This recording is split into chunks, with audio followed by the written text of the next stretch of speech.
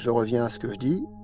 Pour être dans l'intensité, il faut être très confiant dans ses moyens et aussi prêt à faire beaucoup de sacrifices.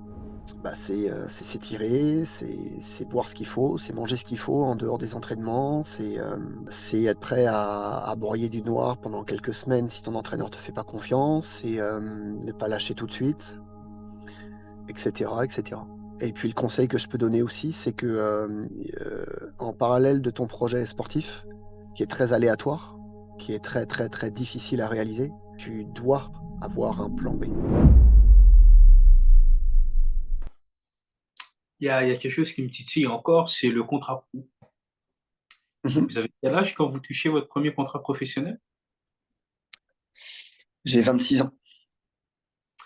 26 ans. Là où certains, quand on quitte le centre de formation, décrochent directement un contrat professionnel, vous, c'est à 26 ans.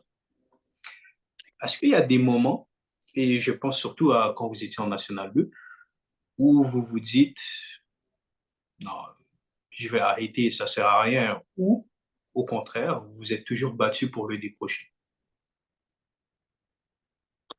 À un moment donné, tu es réaliste et tu te dis, bah non, c'est fini pour moi. En général, un joueur signe pro pour les très très bons, on va dire pour les exceptions, c'est 18 ans, Mhm. peut-être certains, mais c'est vraiment des exceptions. Puis la normalité, ce serait de signer à 20 ou 21 ans. Ça ne veut pas dire que quand tu signes, tu vas jouer en pro, en Ligue 1 ou en Ligue 2, mais ça veut dire que le club te fait assez confiance pour te garder et pour te faire mûrir et te donner ces années, ce qu'on appelle la post-formation, pour te faire grandir et te préparer à jouer en Ligue 1 ou en Ligue 2. Mais quand tu es à 22, 23, 24 ans, en National 2 ou en National, bah, tu te dis non. Tu te dis non, c'est...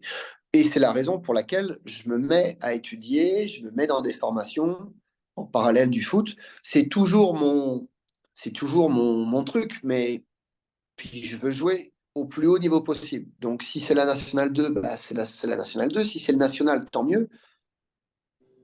Et quand je reviens au FC Nantes en 1997, pardon, quand je reviens au SCO d'Angers en 1997, avec l'équipe 1, l'équipe pro, elle est en nationale, mais les finances du club sont pas au beau fixe. L'image du club, elle est pas très très belle.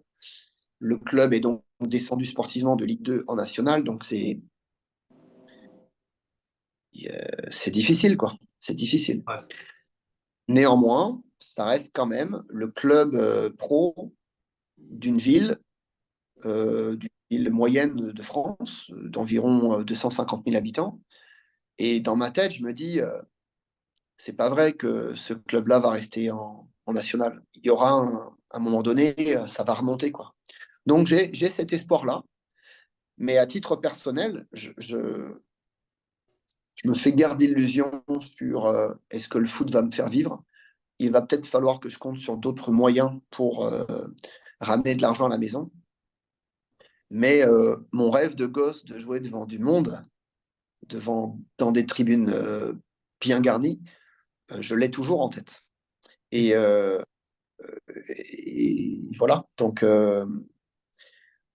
quand le SCO me demande de venir, malgré le petit contrat que j'ai, mais avec cette formation d'entraîneur qui m'est financée, j'accepte.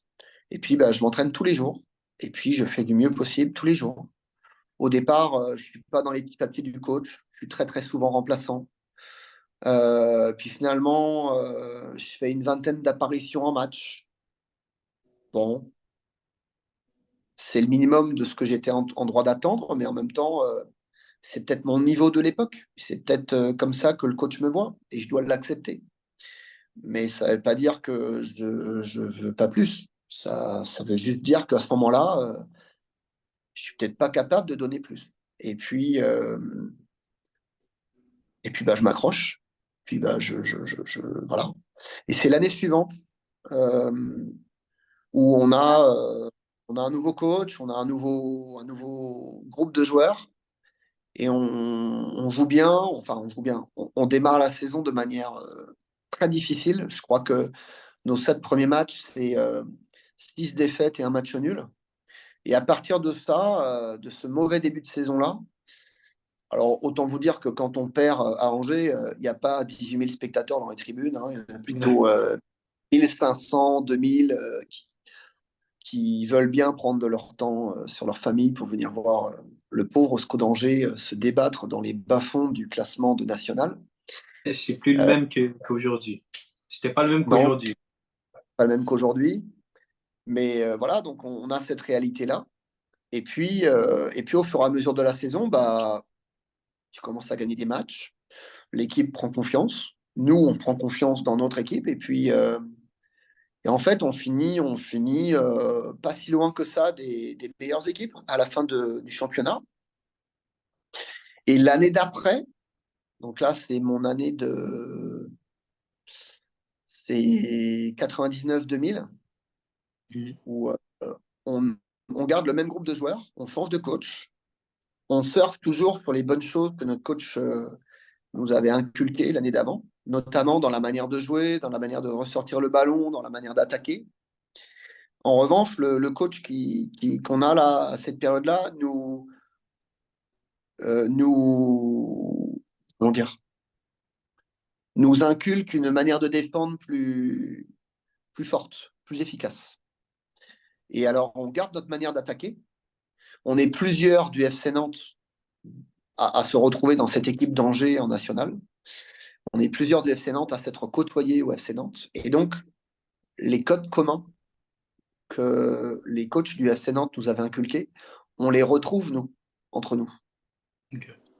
Et on a plaisir à. Il n'y a pas que ça, mais il y a d'autres joueurs, évidemment, mais on prend plaisir, en tout cas, à jouer ou à retrouver une certaine manière de jouer comme ça. Et puis, bah, cette année-là, on va monter de national en Ligue 2. Voilà. Et c'est à ce moment-là que le club de Angers va me proposer un contrat pro de 3 ans. C'est parce que j'aurais fait 40 matchs dans cette saison-là. C'est parce qu'on monte en Ligue 2 et que on m'offre une récompense. Voilà. Et la récompense, c'est le contrat pro. Comme ça que je signe pro. Mais je garde très très bien à l'esprit que je suis un joueur très, comment dire, il y en a beaucoup d'autres des milieux de terrain comme moi en France. Donc, Mhm. je suis très conscient de ma valeur. Je suis pas, voilà. Je suis très conscient du club dans lequel je suis. Je suis très conscient du travail aussi que j'accomplis, de la progression que j'ai. Mais voilà, je fais très attention et je suis très conscient que le foot peut s'arrêter très vite. Alors, François, tu continues tes formations en dehors, malgré que tu gagnes bien ta vie en Ligue 2 et que je devienne papa dans cette période-là. Mais non, non, je continue de me former à d'autres choses pour préparer l'avenir. Voilà. Et l'entourage, pendant cette fameuse quête, si on peut le mettre entre guillemets, pour le contrat professionnel, comment elle agit par rapport à tout ça? Bah, à l'époque, j'avais rencontré celle qui deviendra la maman de mes enfants, de nos enfants. Donc, elle travaillait de son côté, elle portait sa propre carrière professionnelle, et ce qui était très bien. Euh, mais c'est vrai que dans les moments compliqués de la vie d'un footballeur, bah, c'est vrai que l'entourage est important, et parfois, elle, de son côté, je dis bien parfois, bah, elle avait envie que je fasse autre chose. Et elle avait Mhm. envie que j'ai une vie, entre guillemets, normale. Un travail de 9 heures à 17 heures avec mes soirs libres et mes week-ends libres, et puis des vacances bah, quand on aura envie d'en prendre. Or, c'est pas ça que c'est pas ça que j'avais envie de vivre moi. Et puis, bah, elle m'a quand même accompagné, hein, beaucoup, beaucoup. Elle m'a quand même beaucoup plus accompagné qu'autre chose dans ces moments-là. Et puis, dans les moments plus souriants, elle m'a accompagné aussi, puis on les a vécus ensemble. Et voilà. Donc, j'étais accompagné d'elle, j'étais accompagné de ma famille aussi. et puis des quelques amis que j'ai toujours eus dans ces moments-là. Donc, non, les gens étaient plutôt de bons conseils. Plutôt de bons conseils. Voilà, mais je pense aussi que c'est moi avec moi-même c'est ma propre motivation envers certaines choses, ma propre envie d'aller chercher certaines choses qui ont fait que j'ai vécu ce que j'ai vécu, que j'ai surmonté toutes ces péripéties-là, qui ne sont pas pires que pour d'autres personnes, hein. On a chacun notre vie, on a chacun nos problèmes et il y a des situations de la vie qui se présentent et c'est toujours la même chose, c'est comment tu les abordes, comment tu les surmontes, comment tu les dépasses et comment tu t'adaptes à tout ça. Alors, je vais reprendre ma machine à remonter dans le temps. Pour la saison 94-95, vous Ouais. m'avez dit que votre premier match, c'est contre l'En Avant de Guingamp. Et ça m'a rappelé un joueur, Stéphane Guivarch, qui, je Ouais. pense, à l'époque est à Guingamp, en Ligue 2. Et il y avait quand même des sacrés beaux bébés. Je pense, Guivarch, évidemment. Je pense qu'il y a Marseille aussi avec Tony Cascarino, qui fait, à cause de l'affaire OMVA, on va pas en parler, qui est en Ligue 2. Est-ce qu'il y a il y a des joueurs qui vous ont un peu fasciné ou qu'ils étaient prédestinés au niveau que vous avez affronté ou même dans votre équipe?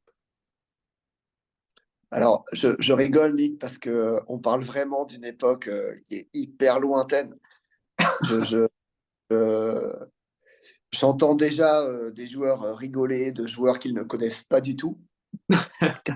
Au Cascarino, il n'y a que des gens de ma génération qui connaissent, donc s'il y en a qui écoutent, bah, ça va leur rappeler quelques souvenirs, mais pour les plus jeunes, ils vont plutôt en rigoler. Ouais. Mais, euh, mais ouais, à Marseille, à l'époque, donc Marseille, en fait, le contexte, c'est déjà un très grand club en France, évidemment, avec une énorme ferveur. Marseille vient d'être, en 93, ils viennent de gagner la Champions League contre le Milan AC. Ils ont une aura énorme partout en France. Mais voilà, il y a la justice qui s'empare d'une affaire et ils les font administrativement descendre en Ligue 2. Et la période où moi je joue en Ligue 2, bah, Marseille se retrouve en Ligue 2. Donc bah, j'ai joué contre Marseille à Angers. Donc le stade était plein, etc. Et on fait 1-1. Donc dans cette équipe de Marseille, il y a Barthez dans les buts. Mhm. Il y a Tony Cascarino, effectivement, qui à l'époque est un buteur irlandais immense, etc., qui prenait tout de la tête. Puis on a des joueurs voilà, Marcel Dib, Marquet, enfin, Amada Jambet, qui feront les beaux jours de l'OM après. Il y a le frère de Cantona, Joël Cantona, qui joue à Marseille à Ouais, l'époque. ouais. Voilà, donc pour parler des Marseillais, ouais. Et donc, voilà. Et dans notre équipe à Angers, il y a Mustapha El Adaoui, qui est un international marocain, qui a fait la Coupe du Monde en 94 avec le Maroc aux États-Unis. Et Mustapha El Adaoui est à l'époque, moi j'ai 20 ans et demi, 21 ans. Lui, il est plutôt 28-30 ans. Mais c'est un super joueur, une super personne aussi. Donc voilà, pour parler des plus connus de l'époque, c'est ça. Des joueurs qui m'ont fasciné, non, non, non, non.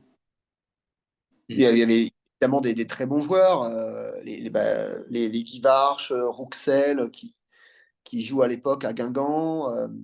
Oui, évidemment, c'est des bons joueurs et qui vont grandir après, et qui vont connaître bien d'autres choses. Mais non, voilà, pas de la qualité de Christian Carambeu ou de Claude Makélélé quelques années avant, non. Non. Ok. Mais par contre, ouais, les ambiances d'un stade quand tu reçois Marseille, c'est quand même particulier, quoi. Mhm. Voilà. Vous qui vouliez être joueur pour ça, vous l'avez Ouais, vécu. Ah ouais, tout à fait. Ouais, tout à fait. C'est des moments, ouais, ouais, c'est des moments sympas, ouais, de joueurs. Donc, on repasse 10 ans plus tard, vous arrivez au FC Nantes. Être joueur, c'est une chose. Être Mhm. formateur, c'en est une autre. Comment la transition s'est faite? Naturellement. En ce qui me concerne, j'ai vraiment bien vécu mon passage de joueur à éducateur, entraîneur, formateur, appelons comme on veut. Euh, Ça a été quelque chose de très simple. Bah, d'autant plus que j'arrive dans un club professionnel, dans un centre de formation de club pro, dans un endroit que je connais par cœur, la Jonelière, qui est le centre d'entraînement. Je connais quasiment tous les coachs qui sont déjà là, présents. Euh, Là où il y a un changement, c'est que bah, tu as des joueurs au quotidien, des jeunes joueurs, et que tu te dois d'être un exemple pour eux, parce que tu es l'adulte, parce que tu es la personne qui représente l'autorité, qui représente le club à leurs yeux. Et Mhm. puis, bah, tu es la personne qui va les accompagner pendant ces âges importants que sont 14, 15 ans. On est en pleine adolescence, en pleine croissance. Et, euh, et donc, je suis, et j'apprends beaucoup. Je suis, en même temps que de donner des jeux, des exercices à des jeunes joueurs, je suis en même temps euh, un- une personne qui apprend beaucoup à leur contact, mais aussi au contact de mes collègues, au contact du docteur du club, au contact des kinés du club, et de quelques amis éducateurs en dehors du club, avec qui j'ai des discussions, des lectures. Je regarde beaucoup de matchs, des matchs de jeunes, mais aussi des matchs, évidemment, des pros, de nos pros au FC Nantes, mais aussi d'ailleurs. Euh, et donc, je suis très heureux de devenir entraîneur. Mais à l'époque, je dis éducateur, parce qu'on participe à une partie de l'éducation de ces jeunes-là. Alors, il y a leurs parents, évidemment, et puis il y a ce qui se passe chez nous, quoi, avec nous. Et pour eux, ça a une telle importance qu'on se doit d'être le plus accompagnant possible.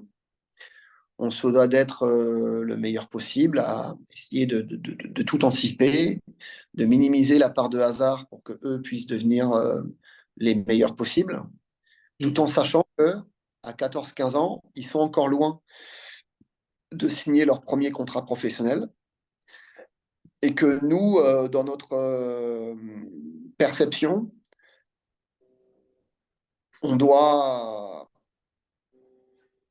rapidement, je sais pas, mais dans un délai assez restreint de quelques mois, on doit quand même se projeter, les projeter. Est-ce que lui, on le garde au centre de formation? Est-ce qu'on le fait passer au centre de formation? Est-ce qu'on voit en lui un futur joueur pro? Est-ce que on ne le voit pas du tout en pro? Est-ce qu'on le voit aller jusqu'en U19, etc., etc. Donc, la réussite d'un formateur, est-ce qu'on la Mm. mesure au nombre de joueurs qui ont franchi le cap pour devenir professionnel? Est-ce qu'on la mesure à la domination de son équipe de jeunes dans leur championnat respectif ou par la progression nette des joueurs sous sa tutelle? Bah, un petit peu tout ça. C'est un petit peu tout ça. Tout dépend de l'objectif du club dans lequel il travaille. Mhm. Euh, Il y a des clubs en France, et je vais parler de la France. Ouais. Il y a des clubs en France qui veulent que leurs équipes de jeunes gagnent ou soient les mieux classées possibles. Mhm. Alors, il y a des équipes U15, U17, U19 du même club qui sont dans les deux premiers dans leurs championnats respectifs. Est-ce que ça fait des entraîneurs concernés des bons entraîneurs? Sans doute que oui. Après, ça c'est ma perception des choses. Former un jeune joueur, ce n'est pas seulement le faire gagner quand il a 15, 17 ou 19 ans. C'est former un joueur, c'est l'emmener au maximum de ses possibilités en vue qu'il devienne un joueur professionnel. Et si j'adapte cette perception à l'Amérique du Nord et à l'environnement que j'ai connu pendant 11 ans et demi, à Longueuil, à Saint-Hubert, à Soccer Québec, etc., c'était amener des joueurs à aller au maximum de leur potentiel pour qu'ils aillent jouer le plus haut possible. Alors, le plus haut possible, pour certains, ce sera la PLSQ. Pour d'autres, ce sera l'université. Euh, D'autres encore, ce sera l'université aux États-Unis. Et puis la Canadian Premier League, et puis la USL, et puis la MLS. Et pourquoi pas l'Europe. Donc, si je prends ce qu'on a pu réaliser à un moment donné, je n'ai jamais gagné le championnat de Première Ligue soccer du Québec. Ni avec Longueuil, ni avec Saint-Hubert. En revanche, euh, de tous les coachs de PLSQ, et j'ai pas fait d'études, j'ai pas fait de. Mais il me semble que je fais partie, ou que notre staff fait ou faisait partie des staffs qui a envoyé le plus de joueurs à l'étranger, dans ces Canadian Premier League, universités aux Ouais. États-Unis, MLS, etc. Mhm. Alors, on peut dire, bah, le meilleur entraîneur, c'est celui qui fait gagner son équipe. Le meilleur formateur, c'est peut-être celui qui envoie certains joueurs le plus haut possible. Et quand je dis qui envoie, attention, c'est pas moi qui envoie, mais nous avons été là, nous, le staff, à un moment donné de la construction du joueur, pour peut-être le faire évoluer, pour euh, faire déclencher quelque chose chez lui qui n'avait pas à déclencher avant, en termes techniques, en termes d'intelligence de jeu, en termes de confiance, etc., etc. Et peut-être que le joueur qui a pris ça, peut-être que ça lui a donné des arguments tels que bah, il y a des clubs ou des recruteurs qui sont intéressés à lui, et tant mieux pour lui. Et puis, indirectement, tant mieux pour nous. Voilà. Et Et, donc, et ça c'est le formateur. On a parlé de l'entraîneur, du formateur, et puis l'éducateur que je veux être aussi. Il va aussi s'intéresser à la vie de ses joueurs. Et dans la vie de ces joueurs, il y a le foot, mais il n'y a pas que le foot. Et je suis aussi très fier de tous ceux que j'ai pu avoir qui ne sont pas devenus pros, hein. Et quand je dis très fier, c'est plaisir à avoir de leurs nouvelles, de leur évolution dans la vie en général. Est-ce que tu travailles? Oui, dans quoi? Ok, tu as fondé une famille, tu es devenu papa, mais c'est merveilleux. Enfin, je veux dire, ça, c'est aussi réjouissant que le fait de voir Maurice Bombito en équipe nationale du Canada, ou marquer son deuxième but en MLS le week-end dernier. Et je ne parle que de Moïse, mais y en a d'autres, et à des degrés divers. Mais voilà, donc je suis éducateur, je revendique mon statut de formateur. Et puis entraîneur, ouais, je l'ai été quand j'ai eu une équipe première au Canada. Ouais. Hmm. Le plus important aussi pour un formateur, c'est le volet relationnel avec le joueur ou c'est le volet tactique? C'est un tout. Hmm. Si tu es trop froid parce que tu veux rester dans ton travail de formateur et que bah, ton message passera peut-être avec certains, mais pas avec d'autres. Si tu n'es que dans la relation humaine, euh, euh, et si ta relation humaine t'amène à être hyper friendly, on se voit en dehors, tu t'éloignes de ton sujet prioritaire et de ce pourquoi tu es là, à savoir le foot et développer le joueur. Donc, il faut un juste milieu. Mais par contre, il faut et l'un et l'autre. Ok. Parce que ce ne sont que des pédagogies, finalement, ce ne sont que des messages que l'on transmet. Et les joueurs ne sont pas tous les mêmes, évidemment, et on ne veut surtout pas que ce soit les mêmes. Ils ont chacun leur personnalité, ils ont leur vécu. Donc, nous, on doit absolument s'adapter à eux pour que notre message passe du mieux possible. Et il passera d'une certaine manière avec celui-là, d'une autre avec celui-là. Et puis tout ça, ça demande surtout du temps. Alors, du temps, de la patience et bah, de la croyance dans ce qu'on fait et de la croyance dans ceux qui sont avec nous là. Voilà. Je pose la question à cause que pourquoi j'ai parlé de l'approche relationnelle et tactique, c'est que j'ai remarqué ces dernières, comment je pourrais dire ça, qu'il y a une espèce de conflit générationnel que certaines personnes souhaitent amener. Je pense à, par exemple, Thierry Henry qui expliquait que à son époque, les entraîneurs, l'approche des entraîneurs, elle n'était pas vraiment relationnelle comme elle est aujourd'hui. Par exemple, des entraîneurs, je prends le grand exemple de Jürgen Klopp, par exemple, qui, on a l'impression qu'il est vraiment proche de certains de ses joueurs. Et Ouais. par exemple, Marcelo Bielsa, que lui, il est connu pour être rigide, rigide dans ses tactiques, il n'est pas vraiment dans l'affectif, dans le relationnel. Est-ce que Mm. vous, qui avez quand même confluer les époques, j'ai envie de dire, début des années 2000 comme formateur à aujourd'hui. Est-ce que vous avez eu l'impression qu'il y a eu ce changement aussi, cette espèce de conflit générationnel ou pas du tout? C'est vrai qu'il y a eu une évolution. Il y a eu une évolution dans cette approche du joueur. Et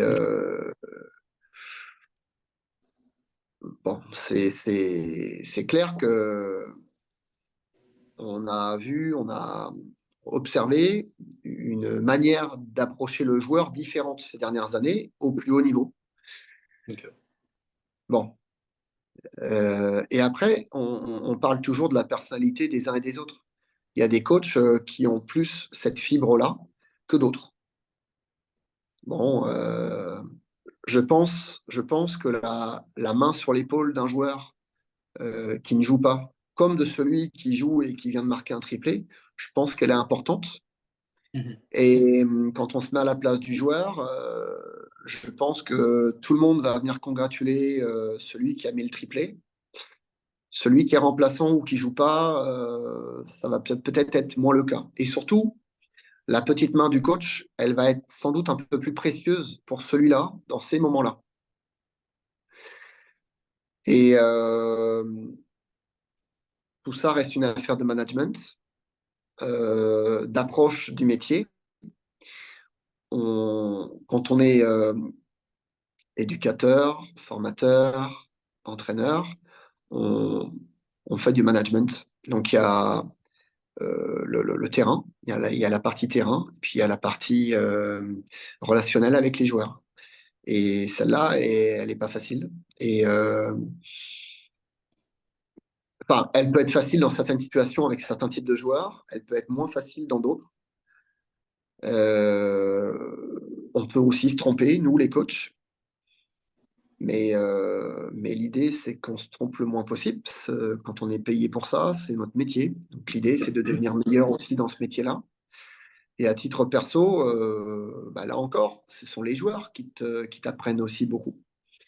Et je n'ai pas eu que des bonnes relations avec mes anciens joueurs ou mes joueurs actuels, mais disons que l'idée, c'est d'être aligné.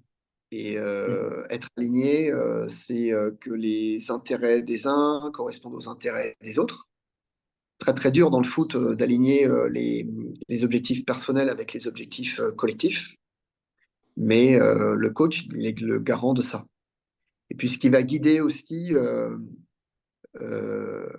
les choses, c'est que, et le joueur n'a pas toujours conscience de ça, mais c'est que l'humain, en général, le coach est toujours OK pour parler à la personne qui est en face de lui. Ce qui pose souci, c'est la performance du joueur et la perception que le coach en a. Et c'est là où ça crée un décalage entre la perception d'un joueur qui se trouve bon et la perception du coach qui a ce joueur-là, qui le trouve pas assez bon, pas assez efficace. C'est là qu'il y a souvent des soucis et c'est là qu'on a besoin de communiquer. Voilà. Mm. Mm. Et c'est pas toujours facile de dire des choses négatives à un joueur, encore plus quand on apprécie l'homme. Voilà. Alors, ouais, c'est Nantes. Vous avez connu des joueurs qui sont devenus professionnels en tant que formateur? Oui, bien sûr, ouais. Ouais. Euh, si vous pouvez les nommer, il y en a. J'aimerais bien savoir. Euh, Génération 91, Erwin Zelazny, gardien de but, Ouais. qui a joué dans différents clubs de Ligue 1 et de Ligue 2.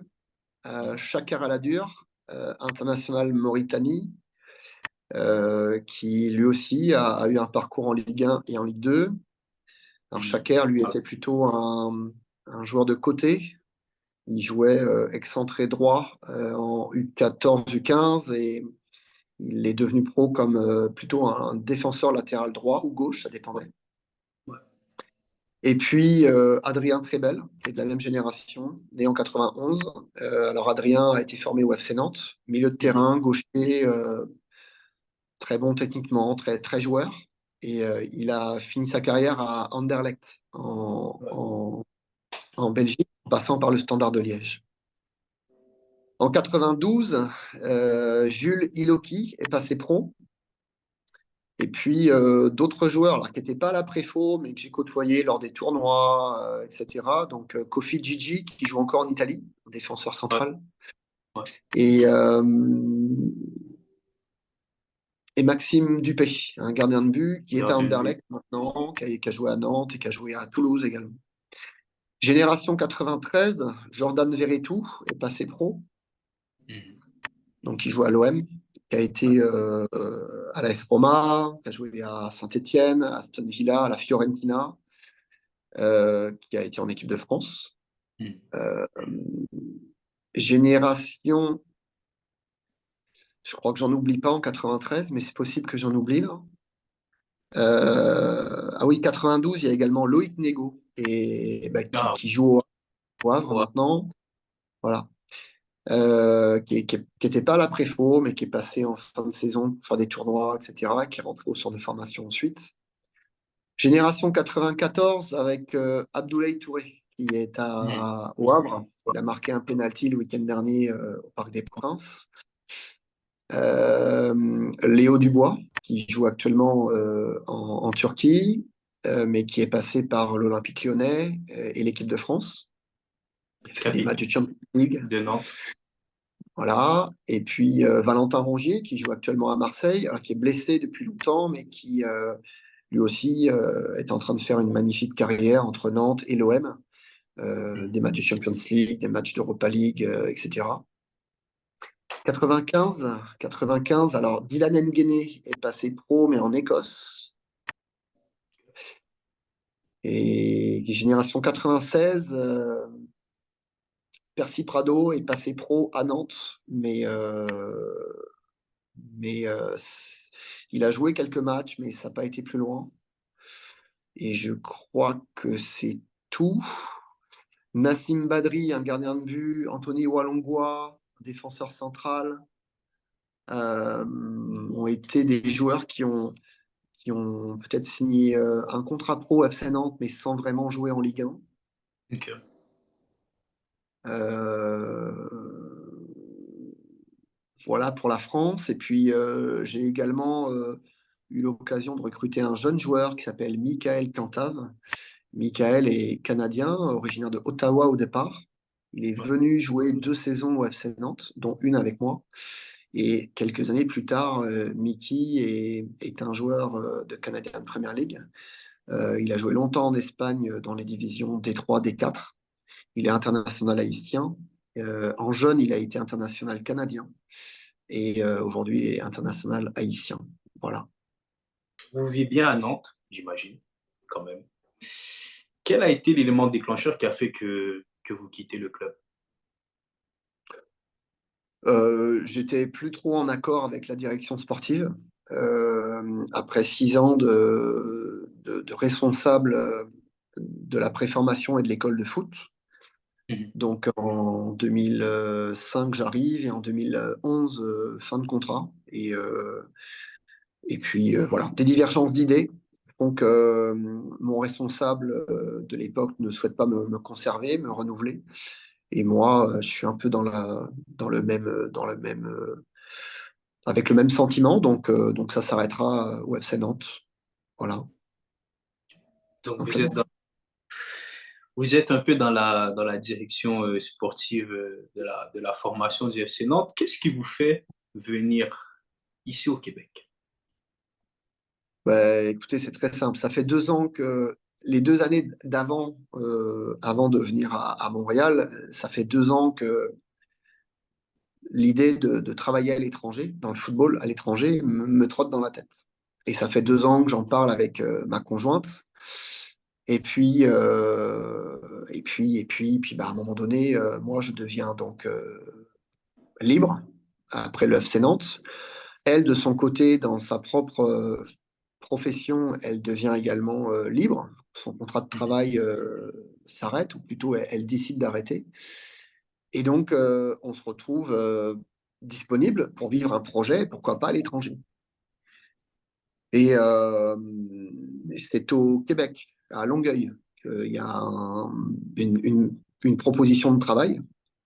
Et moi, j'avais eu quelques infos de comment ça se passait au Canada, et l'Amérique du Nord, c'était quelque chose qui m'attirait beaucoup à l'époque. Donc, Monsieur Christian Basson, président du club soccer Longueuil à l'époque, prend contact avec moi via des relations qu'on avait en commun. Et puis, un premier rendez-vous téléphonique de 45 minutes. Ensuite, s'en est suivi une visite euh, de ma part à Longueuil pendant une semaine. Longueuil, Montréal. Donc, c'est la première fois de ma vie que je venais à Montréal et à Longueuil pour continuer la discussion, pour qu'il me rencontre physiquement. J'ai eu plusieurs entretiens et ils m'ont vu lors de 2 ou 3 séances d'entraînement avec des garçons, avec des filles. Et puis à la suite de cette semaine-là, ils m'ont proposé un contrat de travail. Et puis je l'ai étudié avec ma famille et on a décidé de venir habiter et vivre à Longueuil, donc au Québec, au Canada. Voilà, tout simplement. Donc j'ai attendu quelques mois le temps que Immigration Canada accepte mon dossier, notre dossier familial. Et nous sommes arrivés en famille au début de l'année 2012. Voilà. Et donc le club soccer Longueuil, par la personne de son président Christian Bassong, a été assez fou pour recruter un éducateur du FC Nantes. Et, et voilà, donc assez fou parce que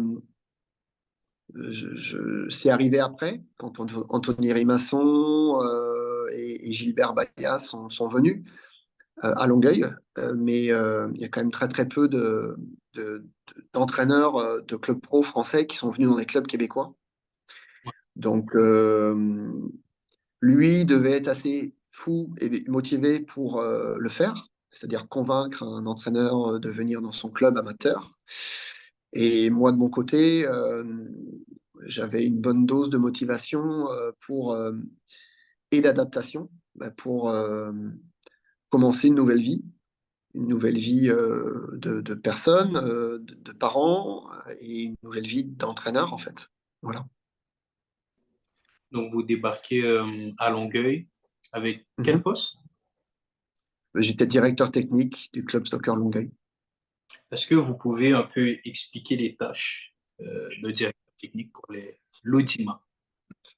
Euh, alors, c'est très simple. Club de 2500 joueurs à l'époque, joueurs et joueuses, de 4 ans à vétérans, donc à plus de 35 ans, plus de 45 ans. Je m'occupais pas de tout le monde, hein, évidemment, je ne pouvais pas. Mais l'idée, c'était de développer, euh, de développer dans le secteur garçon, mais aussi dans la section féminine, Mhm. cette idée du développement du jeune footballeur ou de la jeune footballeuse, de développer des éducateurs, des éducatrices. C'était également de préparer l'arrivée en PLSQ, parce qu'à l'époque, quand j'arrive au club, l'équipe la plus âgée chez les filles, ce sont les 18 ans, et l'équipe la plus âgée chez les garçons, ce sont les 17 ans. Ok. Donc, on a, comme dans tous les clubs au Québec, des équipes seniors, mais qui jouent dans des petites catégories, et ils jouent pour le plaisir. C'est le secteur récréatif du club. Et voilà, donc moi, je m'occupe évidemment de la partie compétitive. Donc voilà, et puis la deuxième année, on a essayé de structurer les tout petits. Donc ce qu'on a baptisé l'idée, I pour initiation, D pour développement. Et l'idée, en termes sémantiques, c'était surtout une idée du soccer. Est-ce que l'enfant veut en faire du récréatif? Est-ce qu'il veut en faire du compétitif? Est-ce que ça lui plaît? Est-ce que ça lui plaît beaucoup, beaucoup, beaucoup au point de vouloir aller très, très loin? Enfin, vraiment, c'est quoi ton idée du foot, du soccer? Et c'est comme ça qu'on l'a appelé comme ça. Et donc, à cette époque-là, on avait recruté dans nos jeunes joueurs et dans nos jeunes joueuses du club des animateurs, des animatrices pour encadrer ce jeune public-là, qui était notre futur U9, U10, U11, etc. Et puis il y a un monsieur qui s'appelle Stéphane Lamotte, qui a énormément œuvré aussi pour ce public de jeunes-là. Et Stéphane est devenu président du club de soccer Longueuil après Christian Bassong. Et il a continué de faire croître cette idée du développement chez les jeunes. Évidemment, Anthony Rimasson après moi, Gilbert Baya aujourd'hui sont des directeurs techniques qui ont évidemment continué le travail de formation avec plein d'éducateurs de qualité. On avait la particularité d'attirer beaucoup de Français au club soccer Longueuil, non pas parce qu'ils sont les meilleurs du monde, mais parce que il y a une formation en France qui quand même a quelques qualités. Et la formation des éducateurs ou des éducatrices en France euh, euh, peut permettre potentiellement d'approcher ce travail de développement plus rapidement que d'autres personnes. Mais on a aussi et recruté et connu et rencontré des éducateurs du Québec, évidemment, et de toutes sortes de pays du monde, parce que Montréal et son agglomération, c'est hyper riche, parce que ça vient de partout, et que de partout, on retire une certaine richesse, un certain apprentissage. Et à Longueuil, l'idée, c'était d'inclure tout le monde vers une idée commune du développement du joueur et des équipes. Voilà. Alors, footballistiquement parlant, vous sortez du FC Nantes, vous venez au Québec. Quelles sont les plus Ouais. grosses différences que vous avez remarquées entre le football français et le football québécois? Euh, D'abord, c'est l'approche du foot. Euh, En France, une licence, on va parler d'argent, une licence pour jouer au foot, c'est 120, 150 euros pour l'année, pour 10 mois et demi de saison. Je parle de ce prix-là pour des petits comme pour des plus grands, Ouais. pour des garçons comme pour des filles. Au Canada, on n'est évidemment pas à ça. On est à des 1000, 1200, 1500, pas plus à Longueuil qu'ailleurs, hein. Mais le coût pour jouer au soccer est évidemment impressionnant. Quand tu arrives de France, ça te paraît exorbitant. Voilà. Donc l'accès au sport, c'est déjà, ça peut être contraignant pour certains joueurs ou joueuses, pour certaines familles. Et moi, ma première approche, elle était d'abord recruter les meilleurs et développer les meilleurs joueurs, joueuses. Mais parfois, l'approche dans un club au Québec, surtout amateur, c'est qu'il soit bon, oui, mais il faut qu'il paye. Et quand l'argent devenait un souci pour l'accès aux entraînements et l'accès aux matchs, c'est vrai qu'au départ, ça me posait un souci, moi, parce que j'avais d'abord une vision du joueur et non pas de ce qu'il représentait comme rentrée d'argent pour le club. Même si je peux comprendre la nécessité de faire rentrer de l'argent. J'étais moi-même salarié du club, donc je sais d'où vient l'argent avec lequel j'étais rémunéré. Mais dans ma fonction d'éducateur, de joueur, pardon, d'éducateur, de formateur, de directeur technique, mon idée, c'est d'avoir les meilleurs joueurs possibles. Euh, C'était ça. Donc, le premier point vraiment qui m'a choqué, c'était ça. C'était cette approche financière avant d'avoir une approche sportive. Ça, c'était la première chose. Ensuite, si on parle de sport en tant que tel, j'ai eu beaucoup de mal à comprendre pourquoi on faisait jouer des jeunes joueurs euh, trop de matchs, trop d'entraînements, à des âges qui nécessitent beaucoup d'attention. Je m'explique. Euh, Lorsqu'un jeune joueur ou une jeune joueuse arrive à l'école secondaire et qu'elle va dans un sport-études, et quel que soit le sport-études, il faut que ce joueur ou cette joueuse ait un club. On va parler de Longueuil.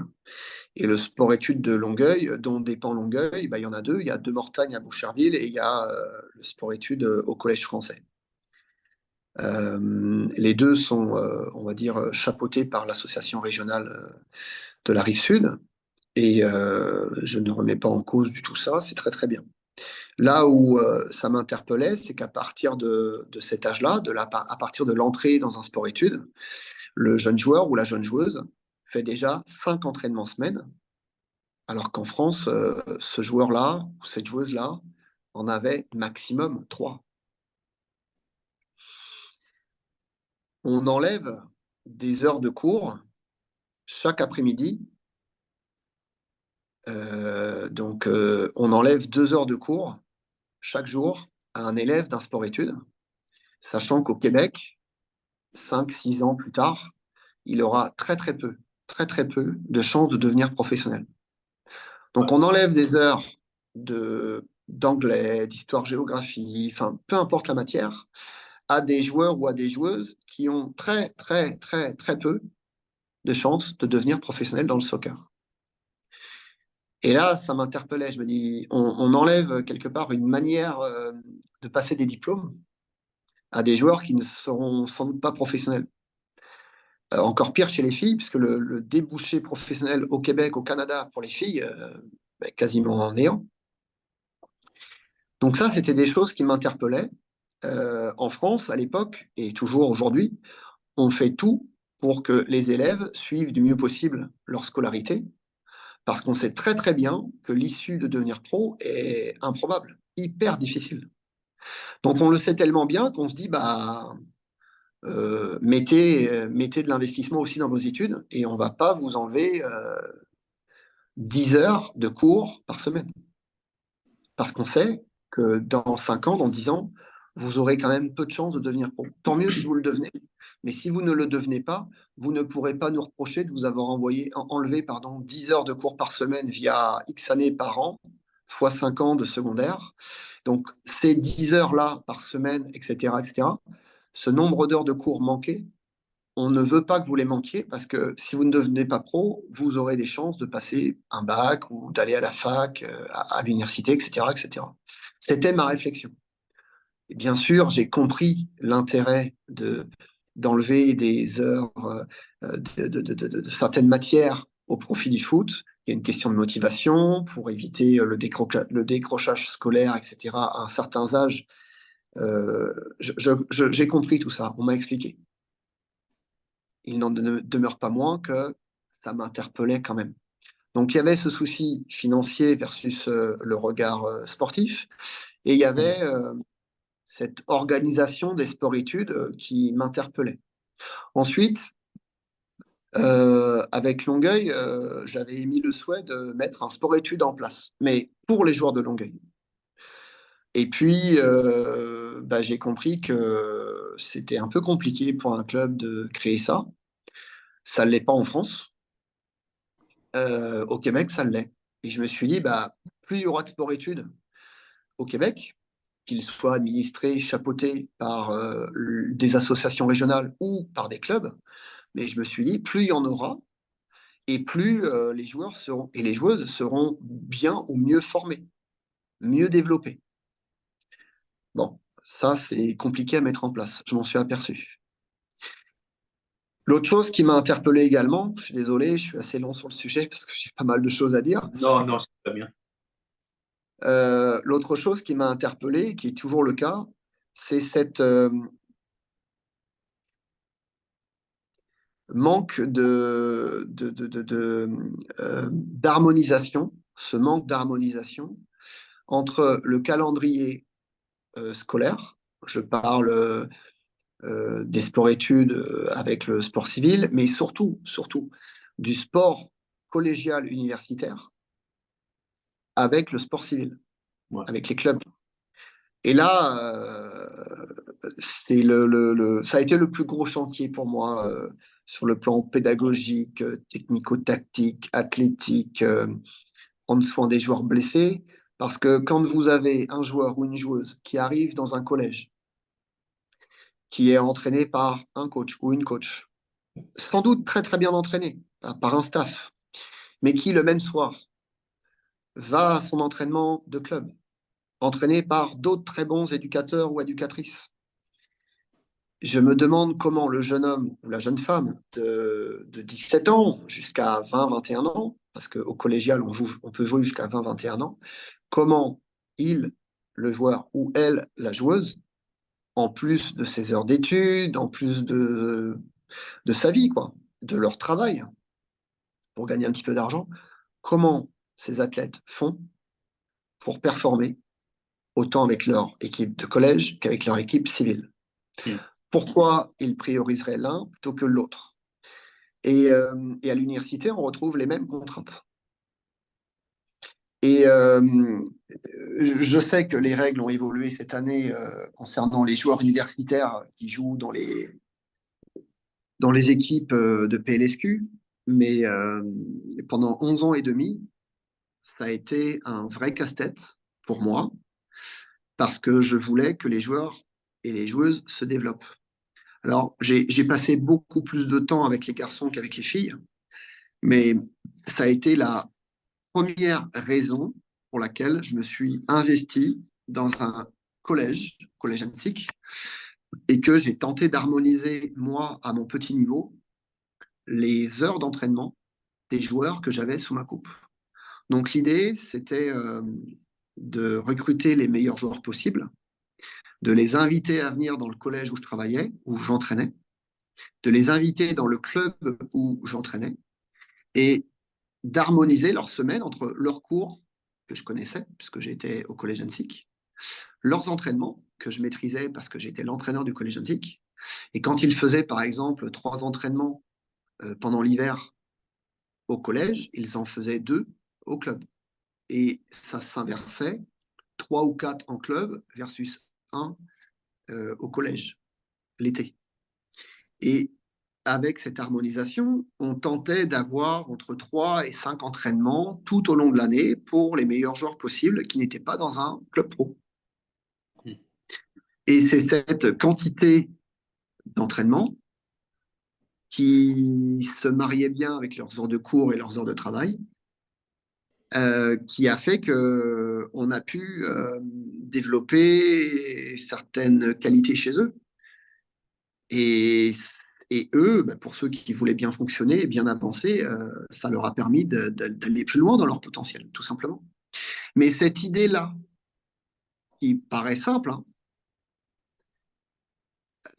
j'ai eu du mal à la retrouver chez mes confrères.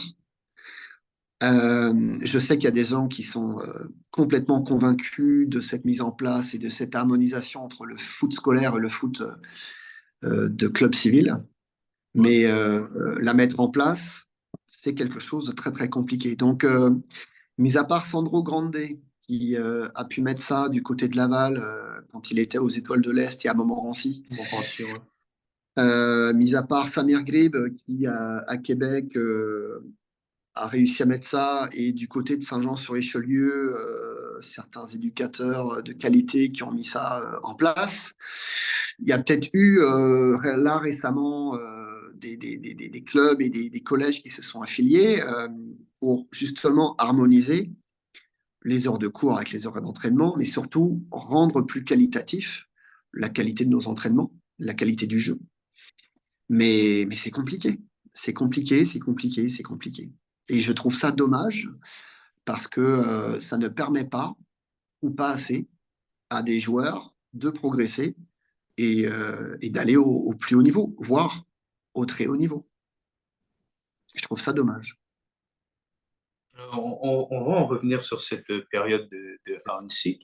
Juste, si on peut conclure un peu la période de Longueuil, ça se termine en 2014, si je ne me Ouais, trompe pas. ouais, c'est ça. Euh, pour quelle raison l'aventure se termine avec Longueuil?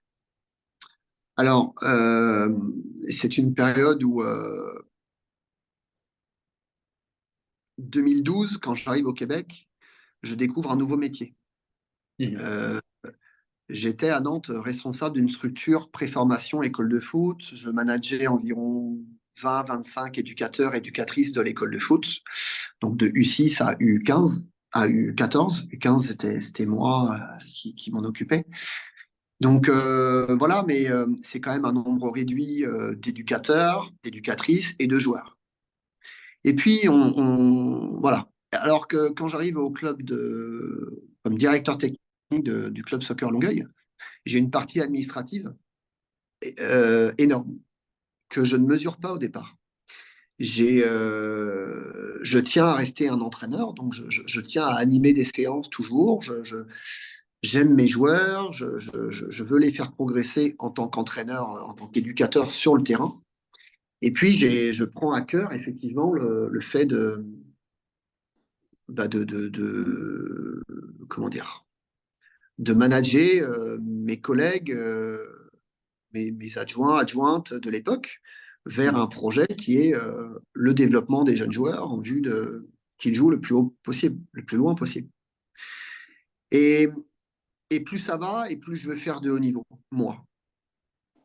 Et le club de soccer Longueuil, plus ça va, plus ils veulent que je devienne un directeur technique qui se détache un petit peu du terrain, qui délègue. Et moi, je suis pas prêt à ça à l'époque.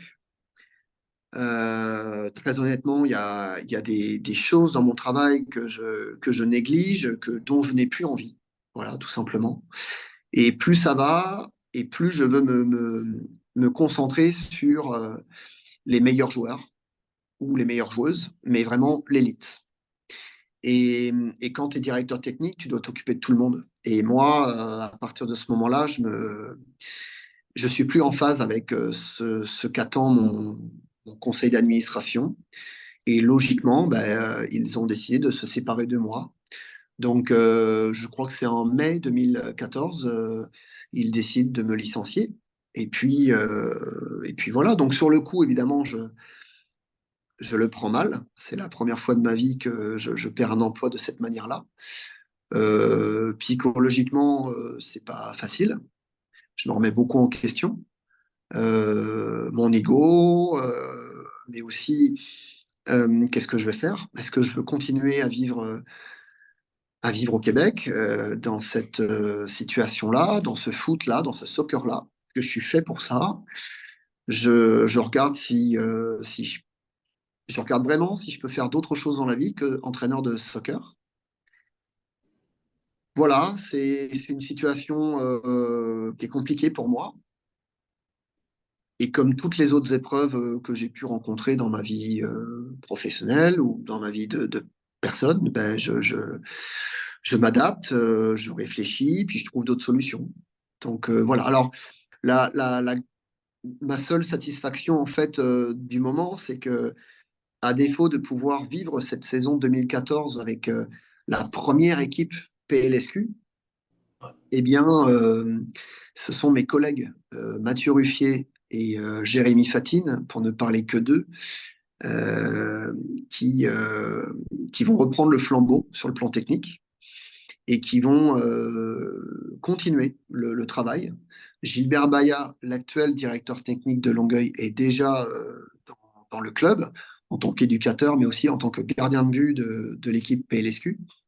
Et lors de cette première saison en PLSQ, ben, l'équipe va la gagner, va le remporter le championnat, sans moi, mais ils vont gagner quand même. Et puis, avec beaucoup de recul, je suis très, très content qu'ils aient pu continuer le travail. C'est super bien. C'est bravo à eux et félicitations encore une fois des années après. Ils ont accompli quelque chose de très sympa, de très beau, ouais. Très, très bien. Est-ce que vous Avec n'avez des pas... jeunes joueurs avec des jeunes joueurs qu'on avait dès mon arrivée, là, qui étaient là avant que j'arrive, d'autres qu'on a recrutés. Bref, on a entre 2012 et 2013, et puis ce début d'année 2014, on avait fait le maximum pour préparer des jeunes joueurs au niveau adulte, au plus haut niveau québécois. Sachant que je m'étais toujours dit, s'il y a des jeunes joueurs de 18-20 ans qui jouent et qui jouent bien au plus haut niveau québécois, bah, c'est sûr qu'à 21, 22, 23, ils ne vont pas rester au Québec, ils partiront ailleurs. Et c'est ce qui s'est produit pour certains d'entre eux, pour les meilleurs d'entre eux. Encore une fois, c'est pas grâce à moi, c'est grâce à eux d'abord, mais on y a contribué sans doute un petit peu à un moment donné, pendant une période donnée. Voilà. Donc voilà, 2014, ça se termine comme ça, avec Longueuil. Parce que c'est quand même un projet aussi que le projet PLSQ, c'est un projet dont, avec les personnes que vous avez citées, vous étiez un peu l'innovateur. Finalement, la consécration se fait sans vous. Sur le coup, il n'y a pas un Ouais. peu d'amertume. Bah, évidemment, je ne vais pas vous mentir que sur le coup, mon ego de personne, pour pas dire mon ego de français, il est touché. Il est touché. Maintenant, j'ai dans mon entourage des personnes très proches qui m'aident à me reconstruire tout simplement. Et puis je rebondis ailleurs ensuite. Mais voilà, quelques mois plus tard, quelques années plus tard, et encore aujourd'hui, je n'ai aucun esprit de revanche, aucune amertume, aucune colère. J'ai digéré tout ça. Ça fait partie de ma vie aussi de coach. J'ai de nouveau rencontré les personnes avec qui j'avais eu des différends pour reparler de toute cette période-là. Mais comme toute période compliquée, ça te construit. Et donc, ce n'était pas la première, ce ne sera pas la dernière. Et on avance, on avance. Donc, vous enchaînez un peu les clubs après, Outremont, Panellinhos. Mais tu sais tout, toi, Nick. Il faut que je fasse mes recherches. Mm. Donc, CNHP aussi. Ouais, ouais, deux Ouais. ans. Est-ce que vous me parlez un peu de cette période? Alors, c'est une période où où ouais, je suis sollicité par Outremont. Donc j'y vais, puis en fait, je découvre un club qui est sur l'île de Montréal, parce que dans mes 2 premières années et demie de vie au Québec, finalement, je passe beaucoup de temps sur la rive sud, à Longueuil, avec mon club, dans mon club. Mais je vois pas trop ce qui se passe dans d'autres clubs. Donc, aller à Outremont, ça me permet de voir autre chose. L'équipe première d'Outremont est déjà une équipe très forte en PLSQ. Donc c'est Luc Brutus, Édouard Nick Pascalo qui me font venir. Je fais des belles rencontres avec des éducateurs comme Freddy Megavi, comme Georges-Éric Pinson, comme Kit Eliadopoulos. Voilà, donc je navigue là-dedans. Je me rends compte aussi qu'il y a des choses avec lesquelles je veux bien dealer, il y a des choses qui ne me vont pas ou je suis pas fait pour ça. J'ai aussi une ambition, c'est que je veux entraîner en PLSQ. Donc, je sais qu'à Outremont, je ne pourrais pas avoir cette opportunité-là. Et malgré tout, l'idée, et sur l'année que je fais là-bas, l'idée, c'est quand même de faire de la formation, du développement. Donc j'ai les U21 à l'époque, et puis j'ai une superbe équipe. J'ai des super joueurs, mais c'est des jeunes joueurs. Et donc, bah, comme tout jeune joueur, bah, ils sont aussi en construction d'eux-mêmes. Et donc voilà, donc j'ai Abou Sissoko, j'ai Dalin Saeb, j'ai Hamza Metamem, je ne sais plus trop qui d'autre en cherchant bien, mais j'ai des très bons joueurs. C'est là-bas que je rencontre Pedro Tojo, qui est un jeune éducateur portugais qui travaille au club et que je vais recruter plus tard pour être dans mon staff, autant au collège Annecy à Saint-Hubert ou à Longueuil. Et Ok. ça va être l'un de mes fidèles assistants, mais même plus qu'un assistant, ça va être un jeune éducateur-entraîneur avec qui je vais me lier d'amitié et avec qui on va partager beaucoup de choses. Euh, voilà, mais c'est aussi un club costaud du Québec qui par le biais de Luc, son président et également entraîneur de l'équipe 1, bah, s'installe et reste dans le haut de tableau de la PLSQ et travaille chaque année pour rester à ce niveau-là. Voilà. Donc je vois ça, j'apprends ça. En parallèle, je suis au CNHP, donc je travaille avec Rudy Delisca, mais aussi beaucoup plus étroitement avec Mike Vitulano, qui travaille maintenant pour Soccer Canada. Ouais. Et, euh, et on rencontre quelques joueurs, notamment Kari Fayao, là, que j'ai l'occasion d'entraîner quotidiennement pendant 2 ans. Carifa qui fait son petit bonhomme de chemin, qui est devenu pro avec le CF Montréal et puis pro à Vancouver également. Super mec, super joueur. Et puis avec Mike, c'est une relation ouais, d'éducateur qui vise à développer des joueurs. Et j'apprécie beaucoup mes 2 ans passés là-bas.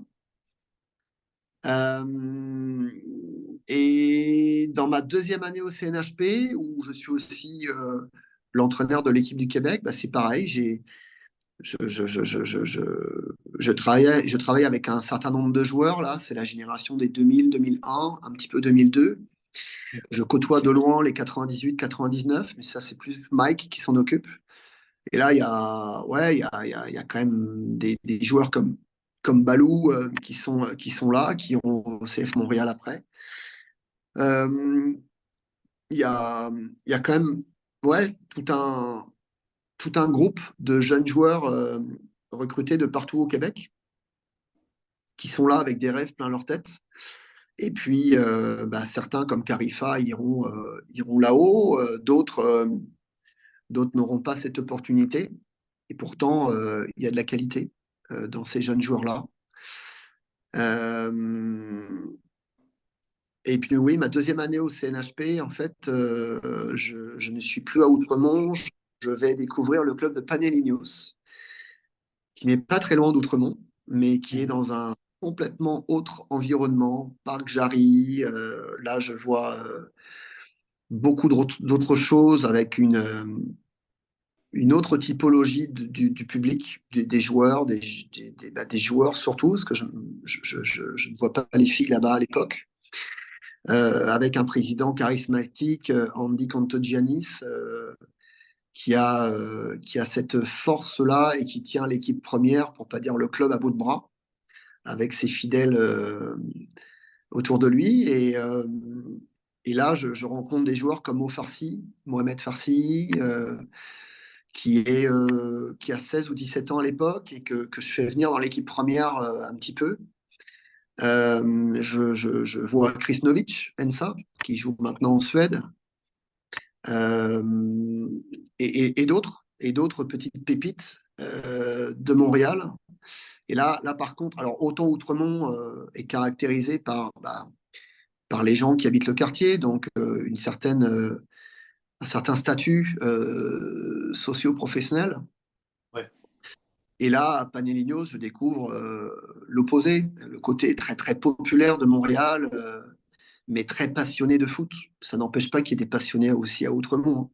Mhm. Mais l'univers est complètement différent. Et c'est ce qui me plaît aussi, c'est ce qui me fait apprendre Montréal, c'est ce qui me fait aimer Montréal, mais au travers du soccer. C'est cette variété dans les gens que l'on rencontre, et c'est cette même passion. C'est cette variété aussi dans les origines des joueurs. Il y a très peu de Québécois pur souche à Montréal. Il y a une richesse qui vient aussi de l'extérieur. Alors, la grande majorité sont nés à Montréal, mais sont Mhm. issus d'origines diverses et variées, avec des religions, avec diverses et variées. Et c'est ce respect de tout le monde là. Et au travers du foot, sport universel, ben, tout le monde se côtoie, tout le monde s'apprécie, puis on essaie évidemment de mieux jouer que l'adversaire pour gagner des matchs. Donc là, c'est ma première saison avec une équipe très très jeune, mais au niveau senior. Là encore, j'ai une équipe qui pue le foot, qui manque de temps en fait pour réaliser des belles choses. J'ai des joueurs que j'avais connus à Longueuil, qui m'ont suivi à Outremont, qui m'ont suivi à Panellinhos, Abou Sissoko, Ouais. Dalin Saeb, pour ne parler que d'eux. Donc, c'est des années où je me balade un petit peu dans le soccer québécois pour apprendre, en fait. Mais l'idée est toujours la même. Quels que soient les clubs, l'idée est toujours de rester un formateur et d'amener les joueurs à être meilleurs, tout simplement, en vue, à un moment donné, d'aller vers le haut niveau. Ouais. Et puis voilà. Ça, c'est mes années 2015, 2016. Et puis 2017, en fait, j'intègre Saint-Hubert, le club de Saint-Hubert. Donc, ça, c'est une manière de me rapprocher de chez moi, parce que j'ai toujours mon domicile à Longueuil, dans le vieux Longueuil. Ok. Euh, et puis, voilà, c'est la vie de formateur qui continue dans un nouveau club. Donc, avec l'idée, là encore, de continuer le travail de développement chez les jeunes joueurs. Donc, de 2017 à 2021, je fais 4 ou 5 saisons avec l'équipe 1 de Saint-Hubert. Euh, et il y a une équipe 2021. Alors, on a construit les choses avec le club, avec toujours la volonté de faire jouer des jeunes du club en équipe 1, qui était déjà la volonté du club soccer Longueuil quelques années auparavant, quand on avait construit le truc en 2012, 2013, 2014. Et donc, ouais, Saint-Hubert arrive avec une équipe première en PLSQ. Et puis 2017, c'est mon arrivée aussi au collège ENSEC. Ok. Et c'est là que, donc 2012, je suis arrivé, 2017, ça fait 5 ans que je suis là. J'ai vécu déjà quelques expériences au Québec, dans différents endroits du Québec, enfin en tout cas de la grande région de Montréal. Et là, je me dis, mais il y a un truc qui n'est pas vraiment fait, en tout cas pas dans la région de Montréal, c'est cette association entre un club et un collège. Alors, je ne vais pas appeler ça sport-études, parce qu'il y a déjà l'appellation sport-études qui existe pour des écoles secondaires avec des associations régionales qui développent les jeunes joueurs, joueuses à ce niveau-là, à cet âge-là. Mais peu importe le nom qu'on peut lui apporter, c'est enfin d'harmoniser les charges d'entraînement et les calendriers entre le foot civil et le foot collégial. Et donc, c'est aussi un âge 16-17 ans où moi, je vais recruter un certain nombre de joueurs, euh, recruter les meilleurs, en fait. Et en fait, je n'hésite pas à faire jouer en PLSQ des jeunes joueurs. Alors évidemment, il suffit pas qu'ils soient jeunes pour qu'ils jouent en PLSQ, c'est-à-dire au niveau adulte, au plus haut niveau senior du Québec. Il faut aussi qu'ils soient et jeunes et très bons, ou avec un grand potentiel. Et donc, toutes les équipes de Saint-Hubert, chaque année, ont grandi, en fait.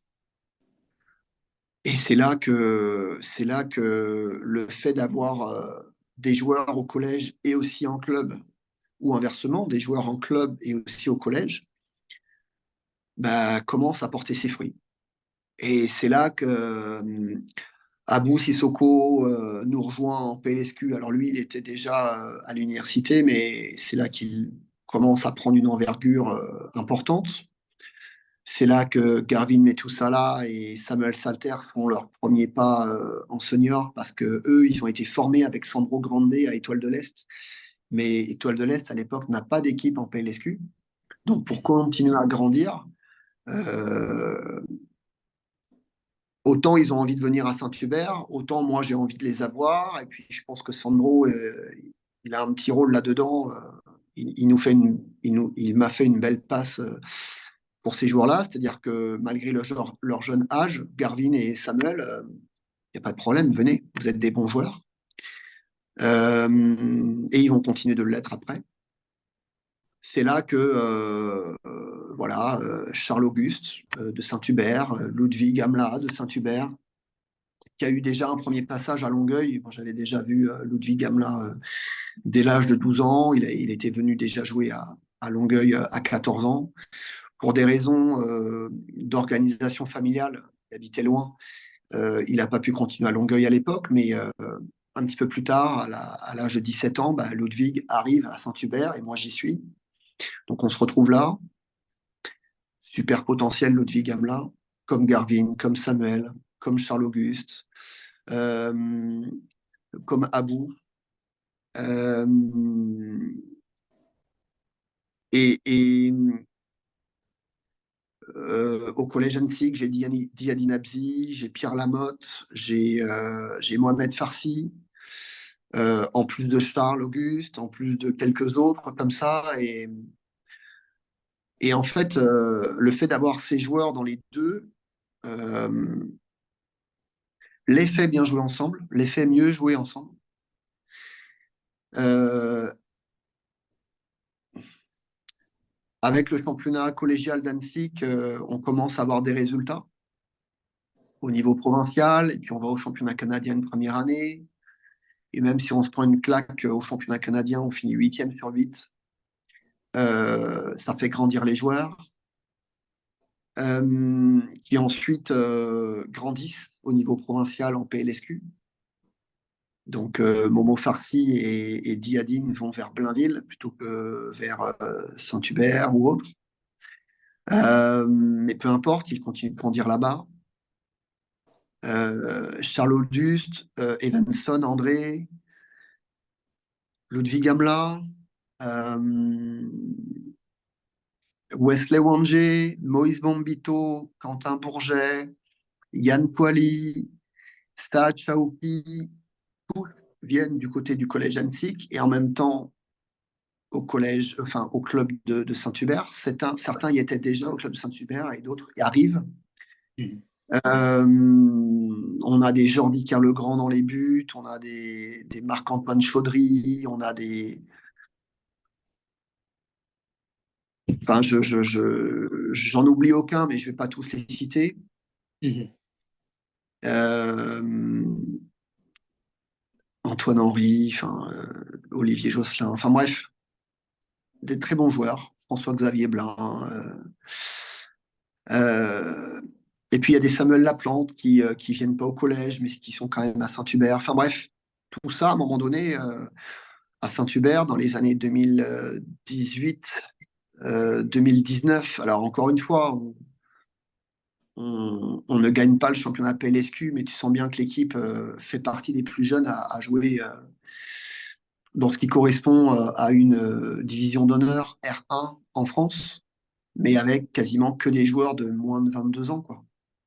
Ouais. Et contre des équipes expérimentées, on souffre, mais, euh, mais on apprend beaucoup.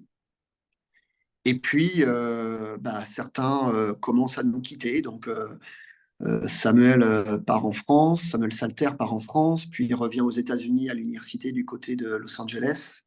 Et puis finalement, intègre une Canadienne Premier League. Garvin part à Blainville et puis part à Forge. Abou part à Halifax, puis aux États-Unis, et puis revient à Forge. Et puis après, c'est au tour de Charles Auguste d'aller aux États-Unis.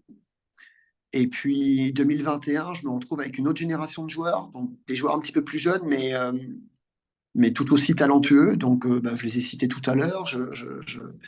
Voilà, Wesley Wangé, Ludwig Gamla, Ibrahim Condé, Quentin Bourget, Saad Chaouki, Sébastien Koboudzi, Bilal Bouchemela, FX Blin.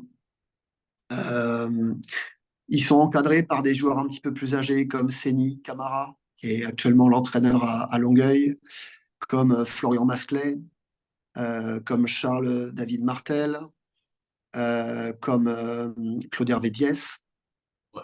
Euh, euh, voilà, Costa Magnatis, qui est le gardien de Saint-Hubert, de Saint-Laurent, pardon, jouait à cette époque-là avec nous. Enfin, je veux dire, j'ai une sacrée, une putain d'équipe en fait, Mhm. mais jeune et Ouais. elle nécessite du temps. Dans ce temps-là, il y a des joueurs comme Yann Toili qui ne jouent pas tout de suite. Il y a des joueurs comme Aylan Kenoussi qui ne jouent pas tout de suite en PLSQ et qui, après maintes et maintes matchs en équipe réserve, commencent à pointer le bout de leur nez et puis ça devient les joueurs qu'ils deviennent. Ça a coupé au moment où j'évoquais un certain nombre de joueurs de qualité que j'avais dans mon effectif. Ouais. Et comme évidemment, quand tu commences à en citer quelques-uns, tu en oublies aussi. Et au moment où ça a coupé, je voulais parler de Safwan Emla. Mhm. Et Safwan fait partie de cette épopée-là, Collège Annecy, Saint-Hubert, avant d'aller à Saint-Laurent. Mhm. Et ça, c'est des joueurs voilà, que, qui m'ont porté, que j'ai accompagné et qui m'ont porté et avec qui j'ai toujours des relations. Donc, euh, donc oui, entre Ludwig Gamla, Maurice Bombito, Charles Auguste, Evanson André, Bilal Bouchemela, Seb Koboudzi, Salter, Metoussala, Lamotte, Mhm. Farsi, Abzi, euh, Mamadi Camara. Ouais. Alors, je ne sais pas si tu connais ce joueur-là, mais ça a été l'un des premiers que j'ai vu au club soccer Longueuil, chez qui je me suis dit, ah mais là, il y a un truc à faire avec lui. Il y a un truc à faire. Mhm. Euh, voilà, il a décidé d'arrêter le foot maintenant, mais en tout cas, super mec, super joueur. Euh, et puis, ouais, voilà. Mais je suis dans ma voiture là parce que je, je, je, je craignais que ce sur quoi je branchais mon téléphone, ne fonctionne plus. Je me suis dit, au moins dans ma voiture, ça a fonctionné. Non, il n'y a pas de problème, il n'y a pas de problème. Merci, d'ailleurs, merci pour d'être venu déjà. Pas de Euh, problème. donc, cette expérience à Saint-Hubert, moi, j'avais envie de parler aussi de ce projet que vous avez fait un peu avec Aounsic et Saint-Hubert, ce petit projet en symbiose. Est-ce que vous ne pensez pas que l'avenir du football québécois, si on peut le mettre comme ça, et c'est totalement subjectif, euh, est-ce qu'il ne pourrait pas se structurer dans un système similaire? Bah, écoutez, poser la question aux gens de Saint-Hubert, si j'étais à un moment donné dans ce club, c'est aussi parce qu'ils n'y voyaient pas d'intérêt, eux, à avoir un entraîneur qui avait les deux pieds dans un collège, comme Collège Annecy, et les deux pieds dans le club. Ils ne comprenaient pas, ils ne voulaient pas, enfin, je ne sais pas, il faudrait leur poser la question. Et ça a été le début d'une incompréhension. Et, et à un moment donné, bah, l'envie de se séparer, tout simplement. Enfin, en tout cas, moi, je ne voulais plus travailler dans cet environnement. Mhm. Et donc, je pense sincèrement que pour que les jeunes joueurs au Canada progressent, il leur faut une organisation qui leur permette de progresser. Ok, L'organisation qui existe actuellement, pour moi, elle n'est pas optimale. Elle est bien, mais on peut faire mieux. Ce n'est que ma bien humble perception, ok, après 11 ans et demi de vie là-bas. Et quand je reviens en France, euh, tout ce que j'ai voulu mettre en place et tout ce que j'ai réussi à mettre en place avec les gens qui voulaient bien comment dire, adhérer à cette idée que j'ai emmenée dans ce projet-là, mhm, euh, bah, quand tu expliques ça à des Français, ils te disent bah ouais, c'est normal. Et quand tu sais que la France est un pays quand même qui produit des talents à gogo, mhm. tu te demandes comment tu peux pas t'inspirer un petit peu de ce qui se fait de bien. Alors, en France, tout n'est pas parfait, évidemment, mais dans le foot, dans le soccer, il y a quand même des choses à prendre. Il y a quand même des choses à prendre. Et je trouve, et c'était ma plus grande frustration au Québec, c'était que on puisse pas mettre les moyens de dans cette ambition-là de former plus de jeunes joueurs Ok. de soccer. Mais peut-être qu'en disant ça, certaines personnes me diraient, bah ouais, mais on n'a pas forcément l'ambition d'en former. Alors si c'est pas l'ambition d'en former, bah, je comprends. Si par contre l'ambition, elle est de former de plus en plus de bons joueurs ou de bonnes joueuses, alors là oui, il est grand temps de s'y mettre au Canada. Les États-Unis s'y sont mis depuis déjà un bon 10-15 ans et ils continuent. Donc quand je dis ils s'y sont mis, ça veut dire que les villes où les privés, les entreprises privées ont commencé à aider les clubs à se structurer. Donc, des vrais stades, des vrais bâtiments où on peut développer les joueurs, des vrais bâtiments où on peut mettre des gens au travail dans les clubs. Euh, je sais qu'il y a en Ontario des choses qui sont faites également, mais ça reste très très cher pour les parents, en tout cas pour les licenciés. Euh, Mais on a des exemples dans le monde entier. On a l'exemple de l'Islande qui, il y a quelques années, a mis en place et a subventionné, l'État a subventionné la construction de dômes dans un pays qui, comme au Québec, comme au Canada, reçoit beaucoup de neige dans l'année. Mais ça ne les a pas empêchés, eux, de construire des dômes accessibles aux joueurs. Et ça a permis à toute une génération de joueurs de jouer en pro et d'avoir une équipe nationale qui se qualifie maintenant régulièrement pour les grandes compétitions internationales. La Ouais. petite, le petit pays d'Islande, la petite île, on parle de ça. Et Bon, voilà, je ne parlerai pas de la médiatisation du hockey sur glace versus le soccer. Je ne parlerai pas non plus de l'engouement culturel des Québécois, des Canadiens envers ce sport-là national, le hockey sur glace. Aucun problème. Je dis simplement que les gens qui s'occupent du soccer au Canada, je suis persuadé qu'ils ont conscience de tout ce que je dis. Après, c'est quels moyens ils mettent, quelle politique ils décident, ils votent pour mettre ça en place. Voilà. Mm. Et ce serait faux de dire et de se réfugier derrière les arguments on n'a pas d'argent ou pas autant qu'en hockey sur glace et pas autant qu'en France, blablabla.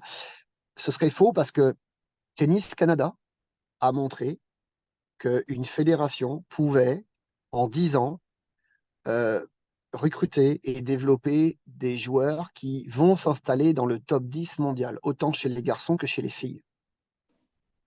Voilà, Monsieur Louis Borfiga, qui a été le directeur technique national de Tennis Canada, euh, a prouvé que, voilà, au Canada, qui n'était pas une terre de tennisman au départ, pouvait le devenir. Mhm. Voilà. Et je connais pas le budget de Tennis Canada, mais je serais curieux de le connaître pour le comparer peut-être à celui de Soccer Canada. Et qu'est-ce qu'on fait? Qu'est-ce qu'on fait avec cet argent-là? Mm. Et puis après, bah oui, les politiques, c'est aussi de convaincre les médias de venir diffuser, de venir s'intéresser un petit peu plus au soccer, pas que au soccer professionnel, mais il y a du sport universitaire au Canada et au Québec. Et je parle prioritairement du soccer, mais alors je sais que le football américain est diffusé, je sais que certains matchs, évidemment, colportent beaucoup, enfin engendrent beaucoup d'engouement. Euh, mais ouais, ok. Mais le soccer, je trouve que il est devenu très populaire au Québec également. Et, euh, et on ne doit pas le négliger. Et quand on voit la réussite de Mohamed Farsi actuellement avec Columbus, il est champion des États-Unis en 2023. Quand on voit la, la, la trajectoire d'un Diadine Nabzi qui est passé de, de, du collège Annecy pardon, de Salaberry au collège Annecy à Blainville, puis à York en Canadian Premier League, puis maintenant à Pau en Ligue 2 française et maintenant à Almeria en Espagne. Ouais. Bon, est-ce qu'on peut s'intéresser à ce genre de réussite-là? Mm. Autant dans l'intégration par le sport que la réussite dans le sport. Enfin, je veux dire, il y a tout un tas de thèmes à aborder au travers de la trajectoire de ces jeunes-là. Euh, Quand on voit, je ne sais pas où il va s'arrêter, mais que Moïse Bombito, qui n'est jamais passé par les sélections de Soccer Québec, ni par la détection du CF Montréal, le seul club pro de Montréal qui a tout le Ouais. loisir de prendre qui il veut dans sa province, que Moïse soit international canadien. Top 3 de la draft 2022, Deux. donc Ouais. décembre 2022, quand la même année où Charles Auguste est l'équivalent de top numéro 5 de la draft. Est-ce qu'on peut s'intéresser un petit peu à ces profils-là? Et Mm. effectivement, les 4 sont passés par le collège d'Annecy. Effectivement. Euh, je pense que ça mérite réflexion. Je pense que ce sont de magnifiques exemples pour la jeunesse québécoise, la jeunesse montréalaise. Mhm. Je trouve qu'ils sont sous-médiatisés et que s'ils étaient sur un autre continent, dans un autre pays, ils seraient super connus, encore plus médiatisés, encore plus peut-être fortunés, je sais pas, ça c'est un autre problème. En tout cas, ce serait leur croissance serait peut-être plus facile. Voilà. Alors, on va essayer de... Je rigole parce que bon, vous êtes en France et là, il commence à faire tard. On est à presque 4 heures de tournage. Ouais, Presque. non, mais c'est un truc de fou, votre truc, là. Je suis dans le noir. Je suis dans le noir. Je je suis dans le Mais noir. Je sais et là, pas je si me ça suis... va rendre. Je vais mettre. Hop là! Alors, dites-moi tout. Une J'allais dernière dire... question.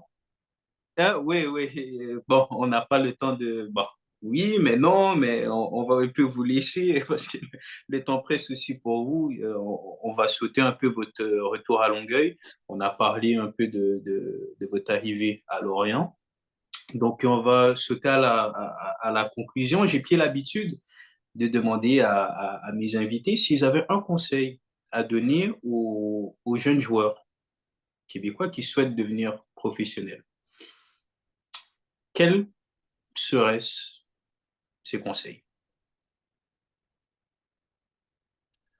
Euh, de travailler. De travailler sur un terrain de foot.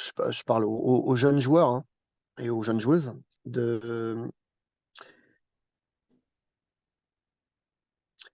D'être.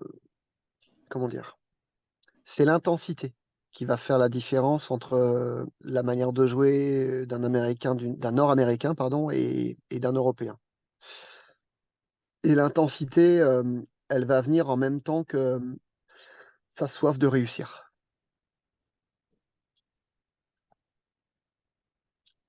Et quand je parle d'intensité, je parle pas de s'entraîner tous les jours, 10 heures par jour. Non, ça va être contre-productif. Je parle de qualité, d'intensité. Quand c'est le temps de jouer, bah, c'est le temps de jouer. Voilà. Quand c'est le temps d'être concentré, c'est le temps d'être concentré. Quand il faut marquer le but, bah, c'est maintenant qu'il faut le mettre. Ce ne sera pas demain, ce sera trop tard. Quand c'est le temps, voilà, quand c'est le temps d'y aller, c'est maintenant. Je trouve qu'il y a cette différence avec les jeunes d'ici. C'est qu'ici, il y a tellement de concurrence euh, que c'est tellement dur qu'ils sont tous les jours obligés, pendant le moment de l'entraînement, de se donner à fond. Et c'est vrai que pour se donner à fond pendant 1 heure et demie d'entraînement, ou pendant un match d'1 heure et demie, 1 h 35, 1 h 40 avec les arrêts de jeu, tu ne peux pas faire un match la veille avec l'université ou avec le collège, ou inversement, si tu veux faire un match exceptionnel chaque week-end avec ton université ou ton collège, tu ne peux pas jouer dans ton club le lendemain ou la veille. Enfin, c'est impossible. Hmm. Alors, il y a des choses dont le joueur ou la joueuse québécois doivent être conscient, c'est-à-dire ce qu'il maîtrise lui ou elle. Donc, je reviens à ce que je dis.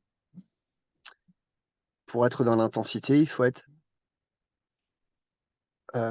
très confiant dans ses moyens et aussi prêt à faire beaucoup de sacrifices. Les sacrifices, c'est pas forcément rater des cours, c'est pas ça, hein. C'est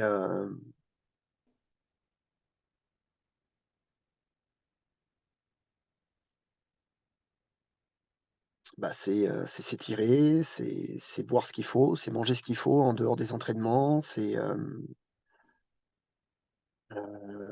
être prêt à broyer du noir pendant quelques semaines si ton entraîneur te fait pas confiance, c'est ne pas lâcher tout de suite, etc., etc. Et puis le conseil que je peux donner aussi, c'est que en parallèle de ton projet sportif, euh, qui est très aléatoire, qui est très très très difficile à réaliser, tu dois avoir un plan B. Et que certaines jeunes personnes ont tendance à l'oublier parce qu'ils ont des rêves plein la tête, des rêves de foot. Attention à ça. Voilà. Bon, Monsieur Bourget, on a commencé l'entrevue, il faisait beau soleil en Bretagne. Et maintenant, ça y est. Ah Je vous le ben, le soleil est couché, il est 21h50 pour moi, les gars. On a commencé à 18h, j'en reviens pas, à 4h. et ça a été Évidemment, vous n'allez pas tout mettre. Évidemment, vous allez couper des trucs, je suppose. ouais, ouais, ouais, peut-être, mais c'était Bah non, mais oui, parce et que sinon ce sera pas intéressant et ce sera sans doute pas très, très, très intéressant pour les gens qui vont écouter ça. Enfin, je suppose. Enfin, je sais pas. moi, en tout cas, de mon avis personnel, c'est que là, on va travailler au montage, mais ça a été hyper intéressant, éducatif aussi, parce on en apprend beaucoup. Et je Mm. sais que les amateurs de football qui sont sur la chaîne aussi vont trouver autant que moi j'ai trouvé passionnant cette entrevue, ils vont la trouver passionnante aussi. Bah, Donc, j'espère en tout cas. Je passe le bonjour à tout le monde. Je m'excuse d'avance pour le nom des joueurs que j'ai pu accompagner, que je n'ai pas cités dans d'autres moments là. Mais je n'oublie personne et ils ont tous eu une, un regard particulier de ma petite personne envers eux et donc je les salue avec grand plaisir. Monsieur Bourget, merci beaucoup. Merci beaucoup. Mon Dieu, j'en perds mon latin. 4 heures d'entrevue là. Ouh. Merci beaucoup. Plus c'est long, plus c'est bon, c'est ce qu'on dit, hein. Exactement, exactement. Et on a bu vos paroles, on a profité de chacune des minutes avec vous. Bon, c'est Merci super. beaucoup. Merci beaucoup. Merci beaucoup à vous. À bientôt. Allez, ciao, ciao.